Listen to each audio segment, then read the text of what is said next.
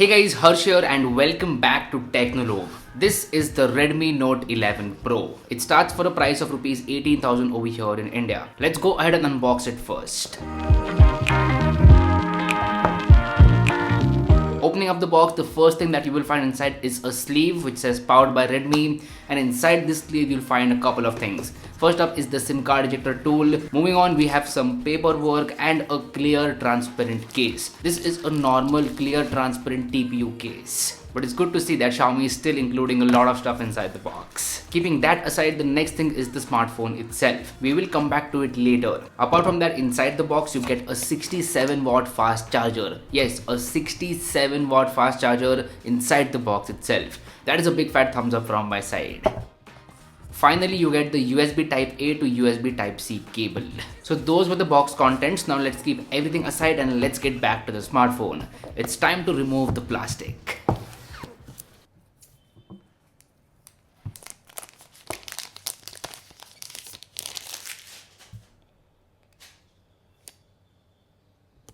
So yeah, this is it. This is the Redmi Note 11 Pro in this phantom white color, which looks absolutely stunning in my opinion. I am going to set up this smartphone, use it for a couple of days, and then I will get back to you.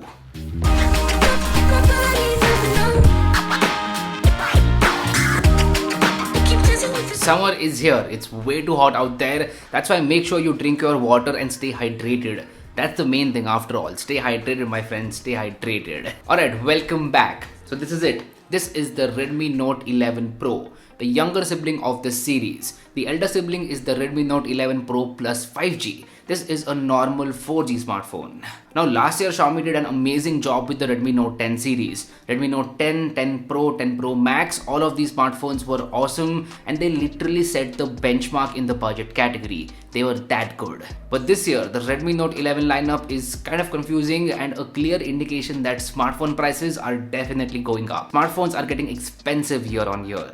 But anyway, let's talk about what the Redmi Note 11 Pro has to offer. It is a great smartphone and offers some really good things. First up, let's start with the design and build quality. This smartphone is boxier as compared to its previous version.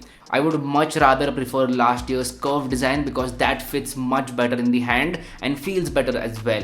The squared off flat edges is not my thing. Also, this smartphone feels heavier in the hand. It weighs in at 202 grams, so it's not a lightweight phone by any means. It is a heavy smartphone. But build quality wise, this smartphone is solid. It comes with a glass on the front and back with a plastic frame. Xiaomi has not cheaped out on the build quality, and it also comes with an IP rating. It has an IP53 rating, which is a very good thing and a big fat thumbs up from my side. So yeah, Xiaomi has not cut corners in terms of the build quality. Moving on, let's talk about a tough choice that Xiaomi has had to make with this smartphone, and that is with the chipset. This smartphone comes with the MediaTek Helio G96 processor.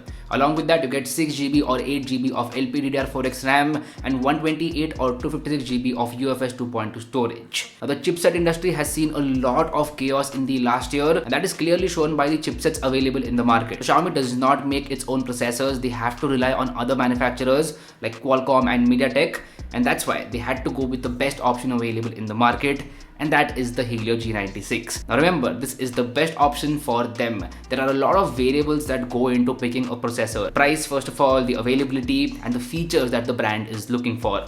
Qualcomm is all over the place. They're doing a very bad job in the budget segment, and that's why the only left option is MediaTek.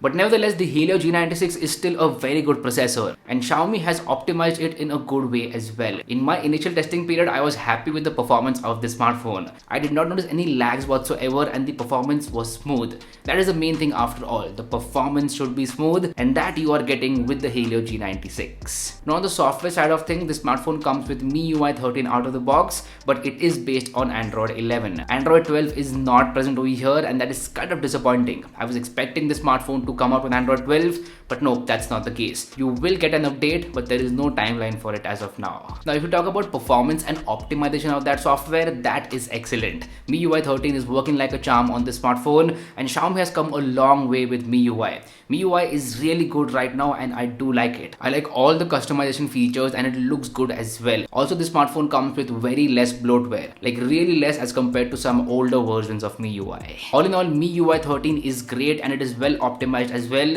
It's just that it is based on Android 11. Moving on, let's talk about the best thing with this smartphone, and that is the display. It comes with a 6.67 inches Full HD Plus AMOLED display with a 120Hz refresh rate. Not only that, it has a 360Hz touch sampling rate and a peak brightness of 1200 nits. This display at this price point is just next level, and Xiaomi is doing a good job over here. I really like the display quality on this smartphone. The viewing angles are great, the colors are excellent, and the media viewing experience on this smartphone is top notch. So if you watch a lot of YouTube videos or movies on Netflix or in general Instagram reels, then you are in for a treat with this smartphone. Also, this display gets bright enough so outdoor visibility is not a problem. Now the cherry on the cake over here is that 120Hz refresh rate. 120Hz makes everything very smooth. Scrolling is smooth, swiping around is smooth, the animations are smooth, and Helio G96 is handling the 120Hz in a good way. I have not noticed any frame drops whatsoever. The 120Hz is working fine. Now a pro tip over here, 120Hz is not enabled by default, so you'll have to go into settings and display settings and then enable 120Hz. So please make a note of that. All in all, this smartphone has the best display in its price segment. I can comfortably say that. This gets me to the cameras. So on the rear side, you can find a quad camera setup, or should I say a dual camera setup. You get a 108 megapixel primary camera. This is the Samsung HM2 sensor. Along with that, you get an 8 megapixel ultra wide angle camera, a 2 megapixel macro camera, and a 2 megapixel depth sensor. So yeah, the very good and useful 5 megapixel macro camera is disappeared. Now you get a useless 2 megapixel macro camera, and frankly I do not like it. But anyway, apart from that, the main and the ultra wide angle camera are good on the smartphone. They're shooting some really good photos. The dynamic range is excellent, and you do get an HDR mode as well. The highlights and shadows are exposed in a very good way. The photos are detailed, the colors are natural, and you do get a very pleasing image to the eye, especially with the main 108 megapixel camera. Xiaomi has been using this sensor in a lot of smartphones, and they know how to use it. The main camera is producing some really good images. Even the ultra wide angle camera is good. It's not a bad camera by any means. The perspective is excellent and the photos are good as well. There's just one thing. You'll find a clear difference between the colors from the main and the ultra wide angle camera. So if someone from Xiaomi is watching this, please push out an update where the colors are matching, because as of this date, there is a clear difference. For low light photography, you do get a dedicated night mode. And yeah, the night mode is available for the main as well as the ultra wide angle camera. Night mode on the smartphone works really well. If you want to shoot some good photos in low lighting conditions, you are sorted with this smartphone. In terms of low light as well, the photos are detailed and you do get a pleasing image to the eye. All in all, in terms of photography, you are sorted with this smartphone, but I cannot say the same about videography. Here's where you get another tough choice. There is no 4K video recording on this smartphone. In fact, you do not get 1080p 60 FPS as well, and that is kind of sad in 2022. I'm not happy with it at all.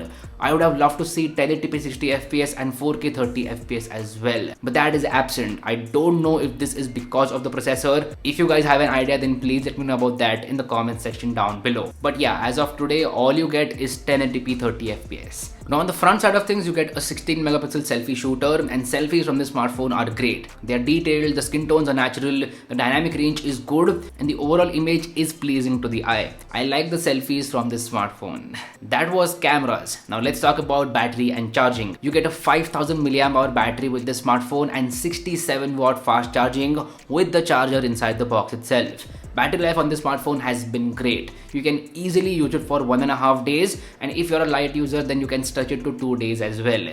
Battery life for me has been excellent on this smartphone, and so is the charging speeds. You get 67 watt fast charging, which is very convenient. Like you can charge for 30 minutes and you will be sorted for the entire day. 67 watt fast charging is a big fat thumbs up from my side, so job well done to the Xiaomi team. This gets me to other little things which are very important. First up is the headphone jack. You do get the headphone jack with this smartphone, and the output from the headphone jack is also amazing. If we talk about speakers, you get a set of dual stereo speakers, and these speakers are awesome. They are loud, they are clear, and they do not distort. So if you want to listen to music or watch movies via the speakers, then you can easily do so. You also get the IR blaster. Basically, you can use this smartphone as a remote for your TVs and other appliances. This is a very handy and convenient feature, and Xiaomi is doing a very good job over here. If we talk about the fingerprint sensor, it comes with a physical fingerprint sensor mounted on the power button. It's a fast and accurate fingerprint sensor and works like a charm. Like I would much rather prefer a physical fingerprint sensor as opposed to an in-display one. What would you guys prefer? Please let me know about that in the comment section down below.